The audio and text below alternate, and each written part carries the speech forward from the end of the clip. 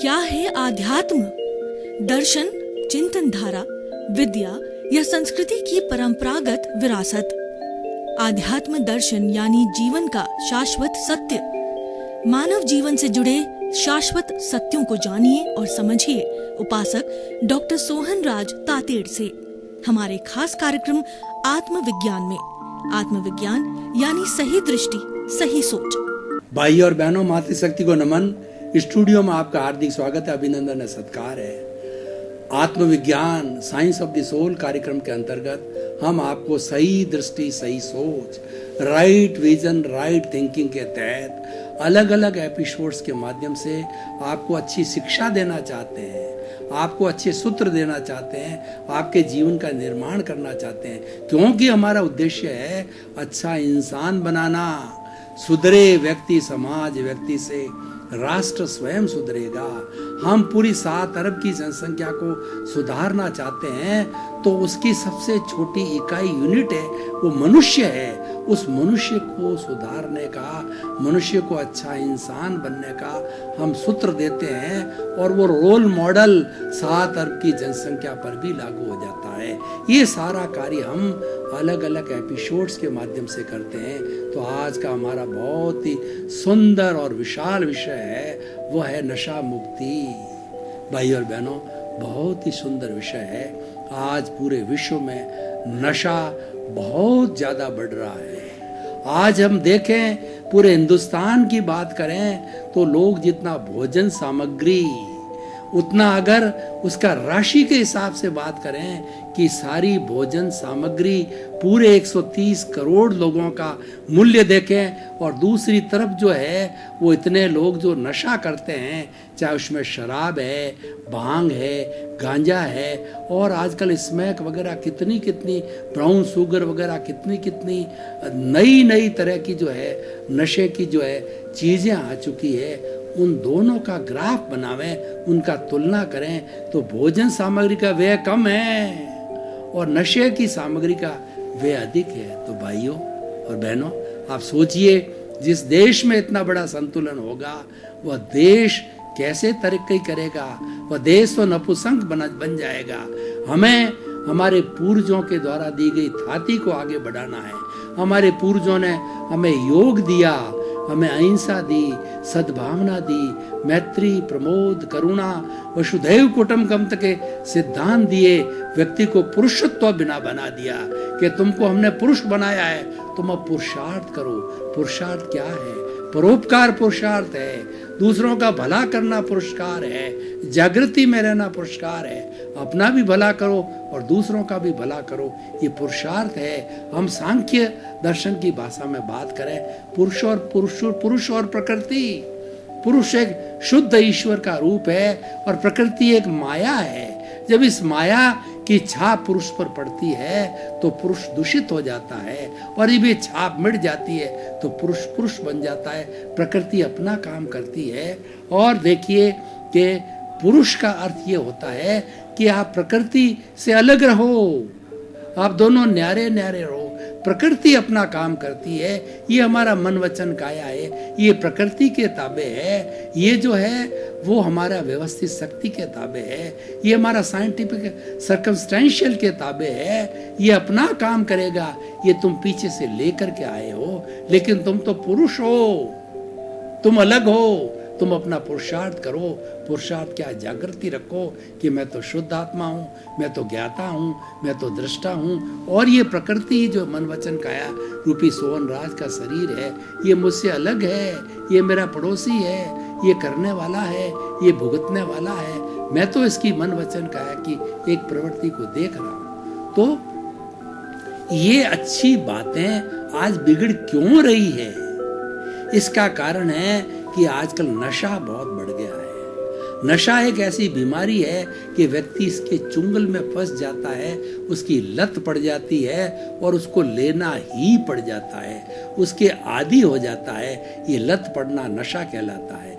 प्रारंभ में क्या होता है, कुछ स्वार्थी लोग जो अपनी नशे की चीज को समाज में चलाना चाहते हैं, तो वह जो है भोले भाले इंसानों के बीच में बैठते हैं और स्मैक है, ब्राउन शुगर है, अमल है, डोडा है, पोस्त है, भांग है, शराब है, ये पहले शुरू के अंदर फ्री उनको देते हैं और अपना समूह बनाते हैं, फ्री बांटते हैं। और जब 10 दिन, 15 दिन, महीना भर फ्री बांट दी जाती है तो निश्चित समय के ऊपर ये बॉडी उस लत को, उस नशे को चाहने लग जाती है। भोजन भूख खत्म हो जाती है, लेकिन जो लत है वह उसके सामने हाजिर रहती है और उसके वशीभूत हो जाता है। जो शराबी बन जाता है वो शराब के ठेके पे जाने से नहीं रुकता है। सरकार चाहे कितनी भी शराबबंदी बंद कर दे, लेकिन वो पीछे के दरवाजे से अनैतिक रूप से और लोग भी मिलते हैं। शराबी को शराबी मिल जाते हैं, जुआरी को जुआरी मिल जाते हैं, वेश्यावृत्ति को वेश्यावृत्ति वाले मिल जाते हैं, भले इंसान को भले मिलते हैं और सन्यासी को सन्यासी मिल जाते हैं। हमारी भावना कैसी है, हम कैसे लोग हैं वैसे हमारे मित्र बन जाते हैं। तो इस तरीके से नशा है, ऐसे नशीलियों के साथ में व्यक्ति चला जाता है और व्यक्ति जो नशे की लाइन में पड़ गया उसका शरीर का बंटाधार हो जाता है, शरीर की नाड़ियां कमजोर हो जाती है, वो बेशुद्ध होकर के पड़ा रहता है, वो डिप्रेशन टाइप एक लाश की तरह पड़ा रहता है। आपको मैं बताना चाहता हूँ कि जो लोग बहुत ज़्यादा शराबी हैं, पियक्कड़ हैं, वो जब पी लेते हैं तो चाहे उनके घर, चाहे उनके हाथ में 1000 रुपए की घड़ी बंधी हुई है, चाहे पॉकेट के अंदर कितने ही पैसे होते हैं, वो नाली के कीड़े की तरह नाली में पड़ जाता है, रास्ते में पड़ जाता है। लो उसके ऊपर वाहन चले, कोई वो मरे उसको कोई सुध बुध नहीं रहती है। और ऐसा पियक्कड़ व्यक्ति जब रात को 10, 11, 12 बजे घर जाता है तो उसको ये भान नहीं रहता है कि सामने मेरी बेटी है, मेरी पत्नी है या माँ है। वो अनशंट बोलता है और अपनी पत्नी को कई बार पीट भी देता है। और ऐसे नशीली लोगों की हालत ये हो जाती है कि उनका परिवार जो है गरीब हो जाता है और बेचारी पत्नी पर जो है वो इतना बोझ आ जाता है अपने बच्चों का, क्यों उसको पालना पड़ता है। अभी हमारी जो है एक सद्भावना संस्था जो महावीर विकलांग समिति है वो हमारी एक लेडीज की सद्भावना का जो पूरा जो है एक यहाँ पे संस्था बनी होती है। उस संस्था में हमारी जो महावीर विकलांग समिति जिससे मैं भी जुड़ा हुआ हूँ, तो ऐसी ज़्यादातर उसमें लेडीज है जो बेचारी शराबियों के और ऐसे जुआरी लोगों के लत जिनकी पड़ गई है और भार उन पे आता है, उनके जो हम विचार सुनते हैं हमारी आंखों में आंसू आ जाते हैं। वो बेचारी आंखों आंसू पूरी होकर के कहती है कि सारा बच्चों का भार मेरे पर आ गया है। तो हम उसको महावीर विकलांग समिति की तरफ से सहायता देते हैं, उनको सिलाई मशीन देते हैं और उनको जो है आटा पीसने की चक्की देते हैं, जिससे वो अपना रोजगार चला सके, जिससे अपना पेट भर सके। और वो भर रही है। ऐसी हजारों की तादाद में महिलाओं को सहयोग किया, वो आत्मनिर्भर हुई और अपने बच्चों का भरण पोषण कर रही है। और ये हुआ क्यों कि उनके पति शराबी हो गए। पति की बात कहते हैं तो रोने लग जाती है। और प्राय ऐसे महिलाओं के अंदर पाया गया है कि ज़्यादातर शराबी उनके हस्बैंड है जब उनकी ये स्थिति बनी है। तो भाई और बहनों, कितनी बुरी लत है ये, कितनी खराब है। एक जीवित प्राणी को मुर्दा बना देती है, कंकाल बना देती है, जीवित प्राणी को जो है पशु बना देती है। तो ऐसे नशे की हमें क्या आवश्यकता है। तो नशा मुक्ति, जब नशा को मुक्त कैसे करावें। प्रथम बार कोई हमारा बच्चा या घर का सदस्य उस लाइन में घुस गया और हमको पता पड़ गया कि इस लाइन में उसने प्रथम बार प्रवेश किया, उसी पर अटैक कीजिए, उसी समय उससे उसको रोक दीजिए और उसको समझाइश कीजिए। और जो उसकी जिस लत में जा रहा है उसको छुड़ाने के लिए, जैसे शराब की है, उसकी जगह कुछ पीने के लिए अच्छा ड्रिंक दीजिए, अच्छा दूध पिलाइए और उसके साथ शरबत पिलाइए। वो ऐसी चीज़ उसको भूल जाए और उस लाइन के अंदर नहीं जाने दीजिए। प्रथम बार हम अटैक करते हैं, कोई भी बीमारी फर्स्ट स्टेज भी होती है, कैंसर भी बीमारी होती है, फर्स्ट स्टेज पे डायग्नोस हो जाती है, तो डॉक्टर है उसको फर्स्ट स्टेज पे उस गांठ को निकाल करके और उस कैंसरियस सेल्स को, उस कैंसर के कीटाणुओं को, उस दीमक को आगे नहीं बढ़ने देते हैं। तो उसको अटैक कीजिए, प्रथम चरण पर ही उसको अटैक कीजिए और उसकी मुक्ति करना बहुत ज़रूरी है।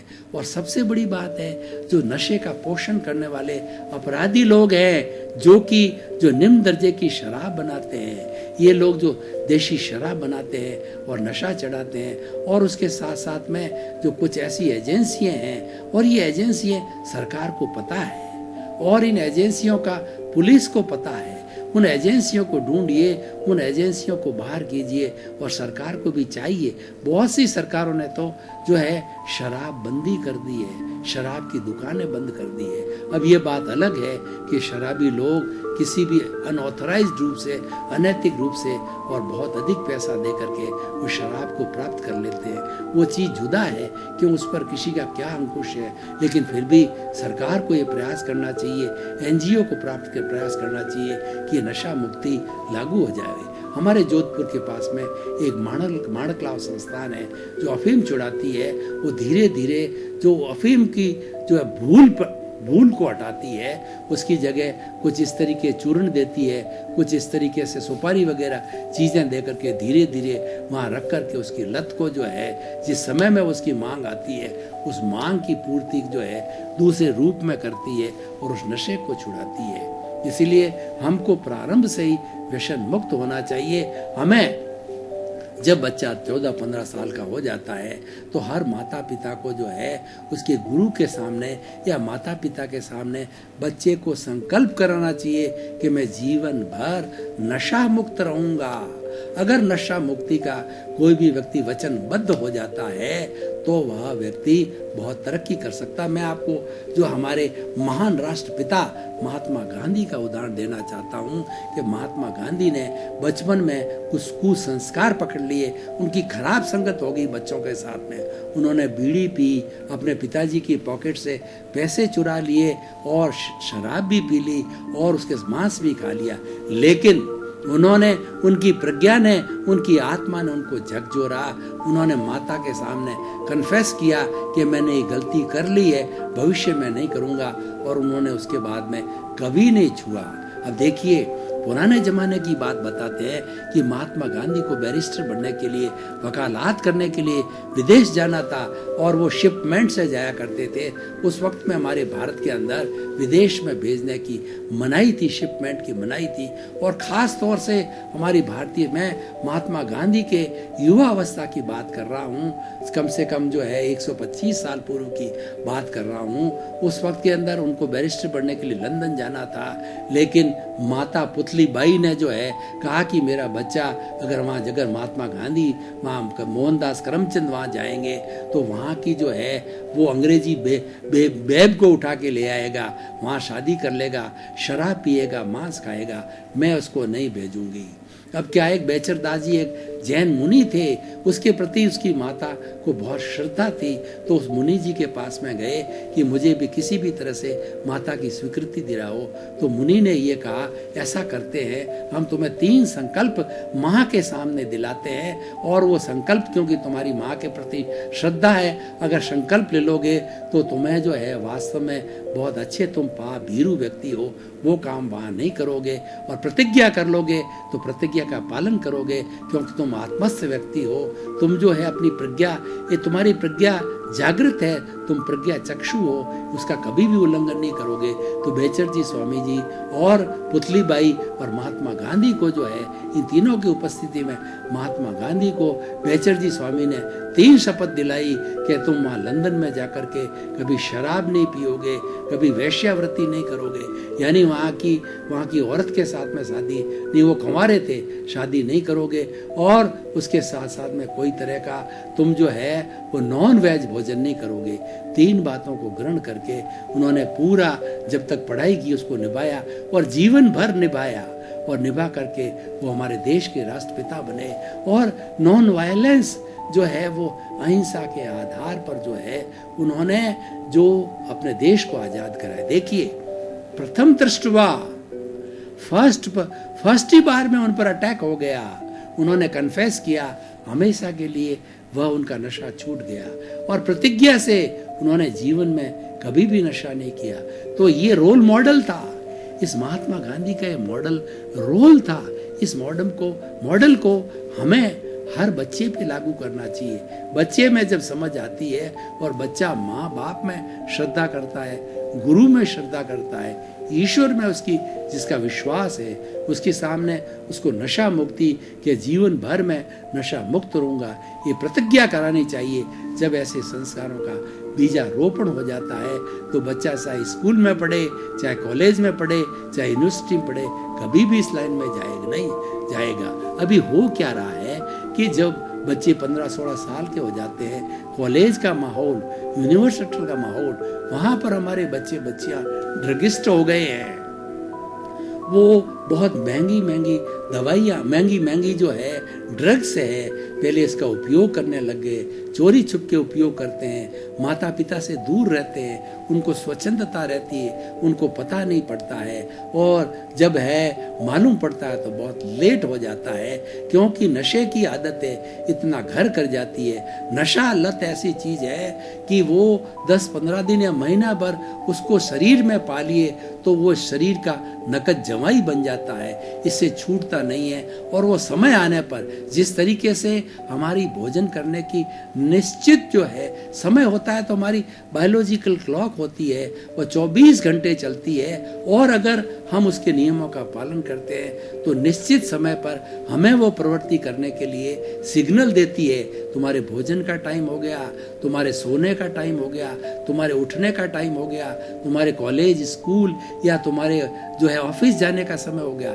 एवरी टाइम वो हमारा नियोजित करती है। 24 घंटे जो है उसका पूरा प्रोग्राम सेट हो जाता है। उसके अंदर जैसे अलार्म कैसे सेट होता है, बायोलॉजिकल क्लॉक में सेट हो जाता है। लेकिन हमने अपनी दिनचर्या को खराब कर दिया है हमारा, इसलिए बायोलॉजिकल क्लॉक हमारी मर गई है। वो बेचारी काम नहीं कर रही है, क्योंकि उनके नियमों को हम पालन नहीं करते हैं तो कैसे काम करेगी।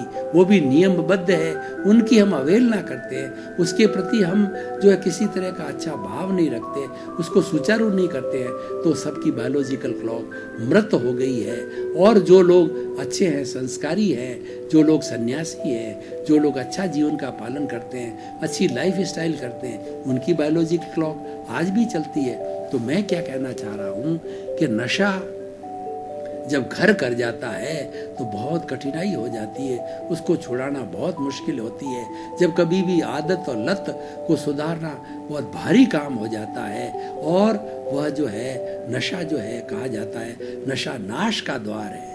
नशा हमारा नाश करता है, शरीर का नाश करता है, परिवार का नाश करता है, समाज का नाश करता है, धन का नाश करता है, देश का नाश करता है और विश्व का नाश करता है। जिस देश में, जिस विश्व में नशीलियों की संख्या बढ़ती जाएगी तो वह विश्व जो एक नपुंसक बन जाएगा, और हमारी वसुधैव कुटुंबकम की, हमारी स्वर्ग की अवधारणा है वह जीवित नहीं रहेगी। इसलिए भाई और बहनों, ये बहुत ही सुंदर विषय है, इस पर बहुत से NGO काम कर रहे हैं, हम भी प्रवचन कर रहे हैं। मैं भी जो है जीवन भर नशा मुक्ति से प्रारंभ से ही मैंने नशा मुक्ति का माता पिता के और गुरु के सामने जो है नियम ले लिया था। मैंने 75 साल की उम्र में किसी तरह का नशा नहीं किया। इसलिए हम अधिकारी हैं कि हमारी जो छोटा युवा पीढ़ी है, जो बच्चे हैं, उनको छुड़ाने का काम करते हैं। हमारी अणुव्रत समिति है और जिसके अंदर नशा मुक्ति का अभियान है। हम उस अभियान के तहत स्कूलों में जाते हैं, कॉलेज में जाते हैं, पोस्टर बताते हैं, नशे के जो है नुकसान बताते हैं। अभी वर्तमान में हमारे आचार्य महाप्रज्ञ तेरापंथ धर्म संघ के जो है अहिंसा यात्रा कर रहे हैं। उन्होंने 3 बड़े बड़े उद्देश्य अहिंसा यात्रा के लिए, सद्भावना, नशा मुक्ति और नैतिकता, उसके माध्यम से गांव गांव, गली गली, कूचे कूचे वो पैदल चल करके हर व्यक्ति को ये संदेश दे रहे हैं कि नशे को छोड़ो, ये नशा नाश का द्वार है, ये तुम्हारे शरीर को खराब करेगा, तुम्हारा कंकाल बन जाएगा, शरीर का मृतवत हो जाओगे, और तुम्हारा परिवार भी जो है बिगड़ जाएगा, परिवार दुख पाएगा और समाज खराब होगा। ऐसे बहुत से NGO, ऐसे गुरु बहुत सा कार्य कर रहे हैं, लेकिन फिर भी पता नहीं इंसान आज कितना दुर्भावना का शिकार हो गया है कि वो कहीं न कहीं से जो है नशीली लोगों को तलाश लेता है, ऐसी दुकानों को तलाश लेता है। नशाबंदी जैसे शराबबंदी जो है लागू हो गई बहुत सी स्टेट में, फिर भी पता नहीं कहाँ से वो लोग शराब ले आते हैं, पी लेते हैं और वो कोई कुकृत्य करना चालू कर देते हैं। तो भाई और बहनों, एक ऐसी ये समाज की बुराई है जिसको रोका जाना चाहिए और इसके लिए प्रयास करना चाहिए। अगर हम अपना भविष्य अच्छा करना चाहते हैं, हमारे परिवार का भविष्य अच्छा करना चाहते हैं, पूरी नजर रखो कि अपने परिवार के अंदर कोई नशा तो नहीं कर रहा है, और कहीं मालूम पड़ जाए, भनक पड़ जाए, उस पर तुरंत अटैक करो। सबसे बड़ी अटैक की वो स्थिति है कि हम उसके ऊपर खर्चा करके उसकी पढ़ाई लिखाई पे, वो तो हमें पोसा जाएगा, लेकिन नशे की आदत हमको नहीं पोसाएगी। उसको रोकना जरूरी है। नशे का अर्थ होता है कि वो बच्चा हमारे हाथ से गया, उसका जीवन गया, वो बर्बाद हो गया। और ऐसे नशीली लोगों की शादी भी नहीं की जानी चाहिए, क्योंकि वो स्वयं तो बर्बाद हो चुका है, वो आने वाली अपनी पत्नी को बर्बाद करेगा और आने वाली अपनी संतान को बर्बाद करेगा। तो ऐसे लोगों को नशा जब से, और शादी के अंदर सबसे पहले ऐसी शर्त रखनी चाहिए कि बच्चा बच्ची चरित्रवान है या नहीं, नशा मुक्त है या नहीं। नशा मुक्त ना हो तो किसी भी सूरत के अंदर उनका ब्याह नहीं रचाना चाहिए। और समाज में इसकी जो खूब भर्त्सना की जानी चाहिए, इस जो है नशे की निंदा की जानी चाहिए, इसकी डॉक्यूमेंट्री दिखानी चाहिए और समय समय पर इसके सेमिनार किए जाने चाहिए, पोस्टर लगाने चाहिए। हमारा टीवी के ऊपर जितने ऐड आते हैं उसके अंदर नशे के ऐड आ रहे हैं, फिर भी अभी बहुत गुंजाइश है। लोग नशा यूं ही बढ़ता जा रहा। देखिए कि हमारे हिंदुस्तान में क्या प्रवृत्ति है कि दवाइयाँ कहती है, दवाइयों के ऊपर इतनी नई नई दवाइयों की खोज हो रही है, नए नए टेस्ट की खोज हो रही है, लेकिन उसके साथ बीमारियां कहती है कि तुम दवाइयां तुम डाल हो तो हम पात है। भाई और बहनों, आपका बहुत बहुत धन्यवाद। आप ही हमारा आत्मविज्ञान कार्यक्रम देखते रहिए, इससे आपको बहुत अच्छे अच्छे गुण मिलेंगे, बहुत सद्गुण मिलेंगे, सद्भावना मिलेगी, अच्छी अच्छी चीजें मिलेगी, आपके जीवन का निर्माण होगा, आप एक अच्छे इंसान बनोगे। जब आप अच्छे इंसान बनोगे तभी आपका परिवार अच्छा होगा, क्योंकि हमारा उद्देश्य है सर्वे भवन्तु सुखिनः सर्वे भवन्तु निरामया। जगत के सब जीवों का कल्याण हो, जगत कल्याण हो, जय जगत हो, जगत के सब लोगों को सुख मिले, शांति मिले, आनंद मिले, आपके प्रति सद्भावना और आपके प्रति मंगल का। आत्मविज्ञान में आत्मविज्ञान यानी सही दृष्टि, सही सोच।